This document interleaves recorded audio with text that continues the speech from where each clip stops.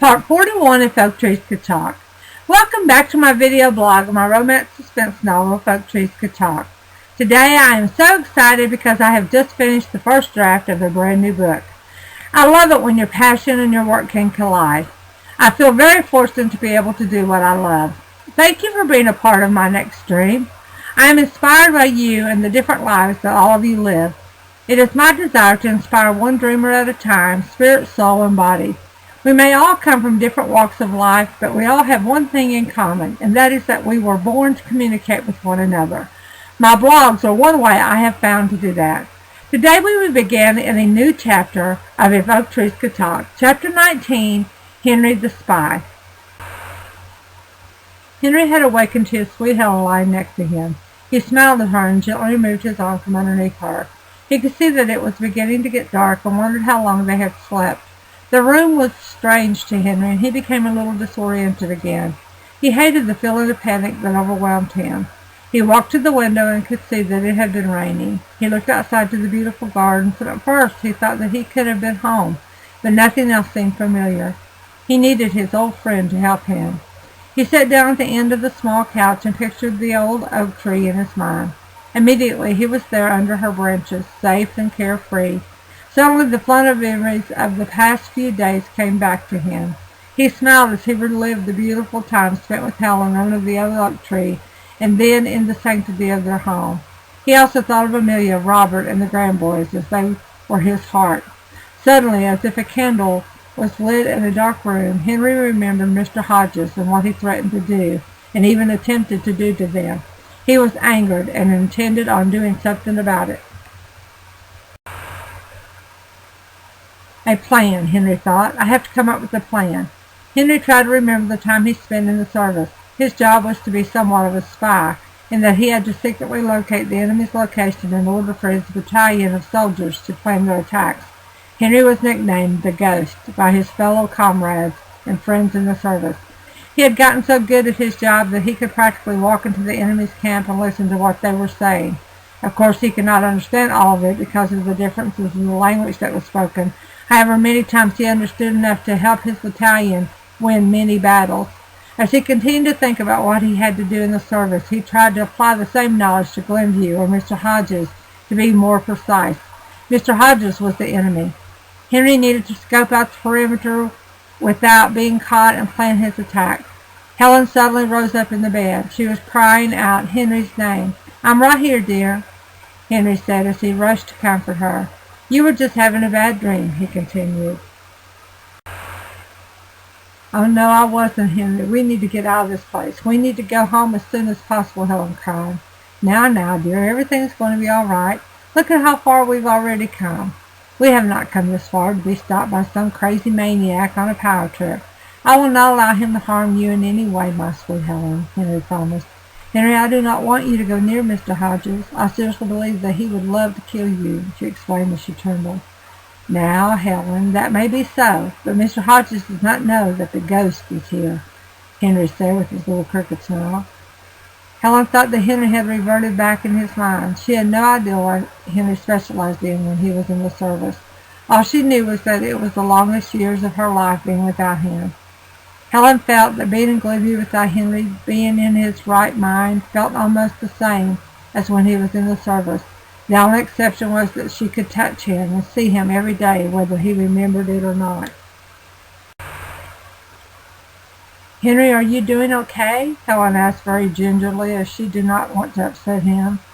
"What or who is the ghost? I don't believe in ghosts, Henry," Helen stated as she looked into Henry's eyes to see if he was with her. "Honey, you may not believe in ghosts, but you will, dear, you will," Henry said again with a crooked smile.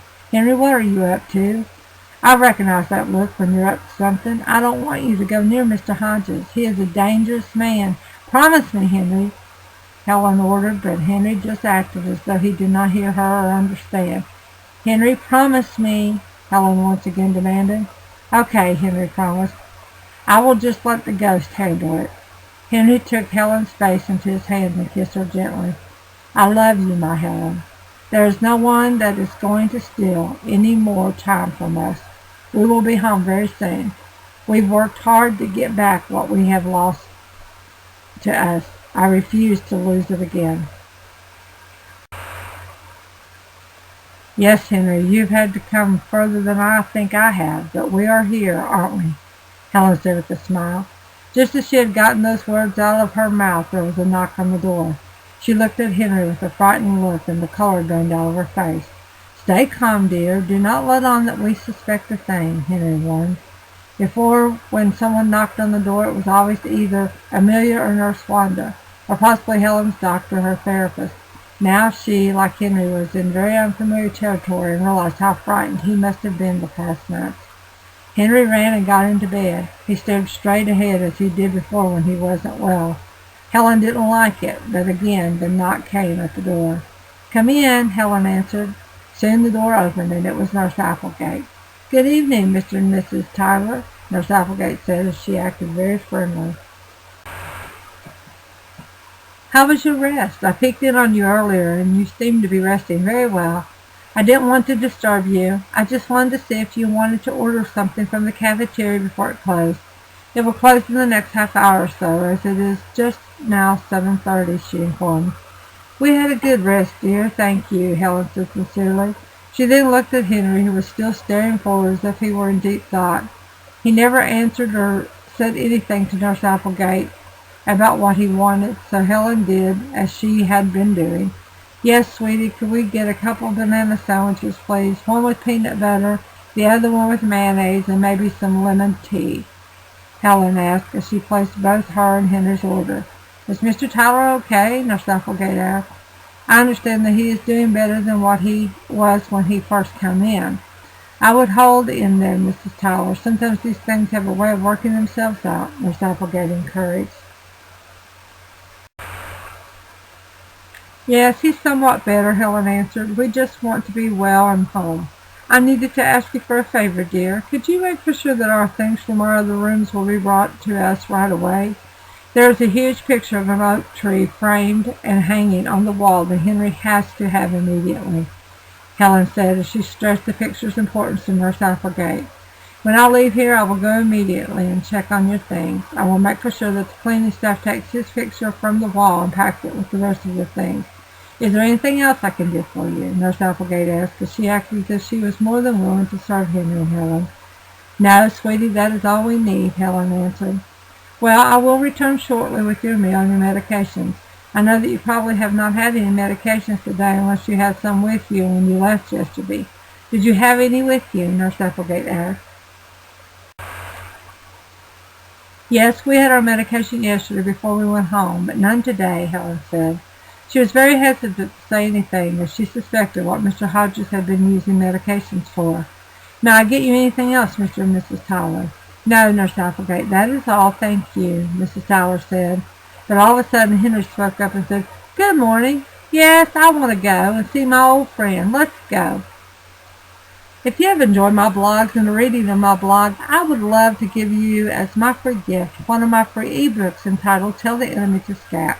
The paperback retails for $7.99 on Amazon.com, but I would love to simply bless you with a free download when you click on the book or click here. Thank you once again for tuning in or reading along with me. It is my hope that you have been enjoying my romance suspense novel, Folk Truth Could Talk, for it has been my pleasure to share it with you.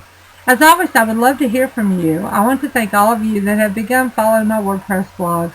Please continue to tune in as we are moving right along through the book.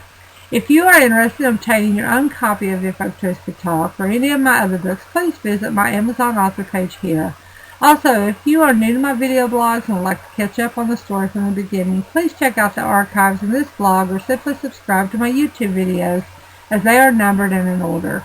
I am also a weekly contributor to the Lakeview Times. All of my videos are published each week at www.lakeviewtimes.com.